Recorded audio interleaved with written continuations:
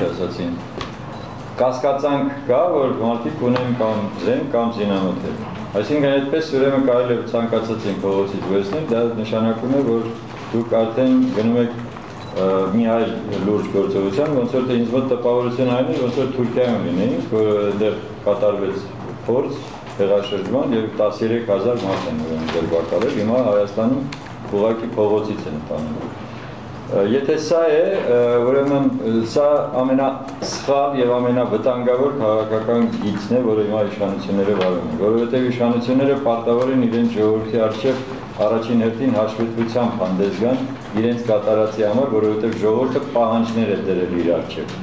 Ոչ թե միայն այն խումբը, որը զինված խումբ է, ոչ թե միայն այն մարդիկ, որոնք հավաքում են խորենացի փողոցի վրա, այլ ամբողջ հասարակության մեծամասնությունը պահանջներ է դրել իշխանության առջև, որպեսզի նա իրականացնի ներքին լուրջ արմատական փոփոխություններ։ Եվ ոչ թե խոսքը չի գնում միայն որ զենքի ուժի պարտադրանքով, այո, զենքի ուժի պարտադրանքով գործողություններ չեն անում, բայց հասարակական կարծիքի պարտադրանքով անպայման պետք է անել։ Իսկ հասարակական կարծիք այսօր ձևավորված է այնպես, որ իշխանությունները ներքին խնդիրները չեն կարգավորում։ Եվ եթե օրենքը չի գործում մի հարցում, մի մարդու նկատմամբ, մյուսի նկատմամբ գործում է, արդեն բերում է անարդարության։ Ես օրինակ միայն կարող եմ բերեմ, դուք լավ հիշում եք, որ մի երիտասարդի ձերբակալեցին սպանության հետ կապված խնդիրով, եւ որից հետո քննիչը իր որոշմամբ նրան ազատեց։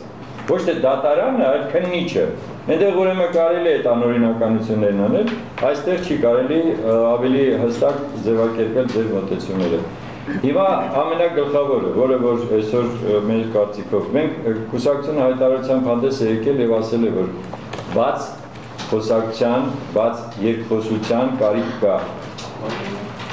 որովհետև իշխանությունը պարտավոր է իր ժողովրդի հետ խոսել բոլոր այն հարցերի շուրջ, որոնք այսօր բոլորիս մեզ ուզում են։ Մենք ունենք արտաքին լուրջ մարտահրավերներ, Լեռնային Ղարաբաղի հիմնարարցի վերաբերյալ պետք է ունենան հստակ դիրքորոշում, եւ դա պետք է հայտնի լինի հասարակության բոլոր անդամներին։ Այստեղ գաղտնիք պահելու բան չկա։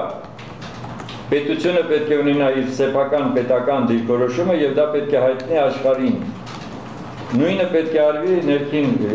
գործերի հետ կապված։ Մենք տեսնում ենք, որ ինչպիսի ծրագրեր են իբր ներկայացնում, բայց ինչպիսի սաբոտաժ կլինի այն մարդկանց կողմից, ովքեր որ այսպես կոչված օգտվում են այս ամբողջ իրավիճակից, ներկրողներ կոչվածներից։ Մենք տեսնում ենք, որ այս ամբողջը բերում է լուրջ հակասությունների եւ այս պատճառով մենք առաջարկ ենք արել, որ քաղաքական, ասեմ ձեզ, իմիջիալոց Սերժ Սարգսյանը, երբ որ նոր սկսեց իշխանության այդ տարիները, 3 անգամ հրավիրեց կուսակցությունների ղեկավարներին եւ քննարկեց ամենալուրջ այդ պահին կարևորագույն հարցերը։ Եվ դա բավականին իր հետևանքը թողեց։ Եկանք ինչ-որ եզրակացության, ինքը եկավ ինչ-որ որոշումների։ Հիմա այնպիսի պահ է, որ անհրաժեշտ է մարդկանց հետ խոսել։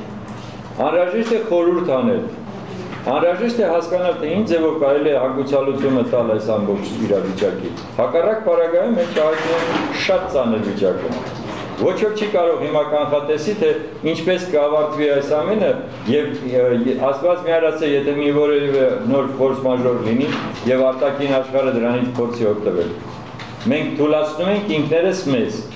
եւ մենք բոլոր այդ մարտահրավերին պատրաստ չենք լինելու դիմագրավել։